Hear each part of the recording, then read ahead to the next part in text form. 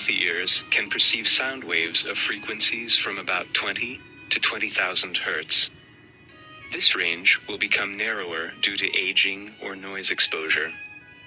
Sound waves create signals in the inner ear, which are transmitted to the auditory cortex by the cochlear nerve and auditory pathway. The sense of sound is produced in the auditory cortex.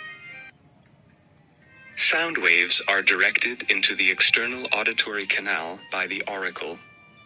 Sound waves cause the eardrum, which closes the auditory canal, to vibrate. The vibration of the eardrum is transmitted to the cochlea by the ossicles, the hammer, the anvil, and the stirrup. The base of the stirrup fits snugly into the oval window of the cochlea. The basilar membrane is located inside the cochlea. It runs along the tip of the cochlea, where it turns back and continues in Reissner's membrane. The membranes divide the cochlea longitudinally into three cavities: the scala tympani, the scala media, and the scala vestibuli. The cochlea is filled with a fluid, which is vibrated by the stirrup. Higher frequency sounds cause vibrations of higher frequency in the liquid, which are absorbed in the initial section of the membrane.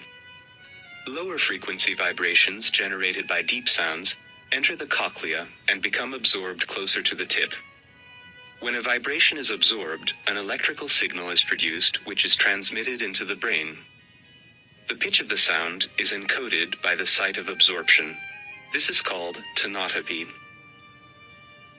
Electrical signals are generated in the organ of corti.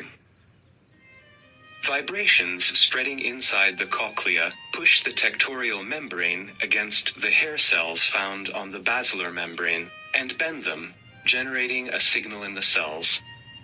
Thus, the organ of corti transforms vibrations into electrical signals, which are transmitted into the brain by the cochlear nerve, and then into the auditory cortex by the auditory pathway. Finally, the sense of sound is produced in the cerebral cortex.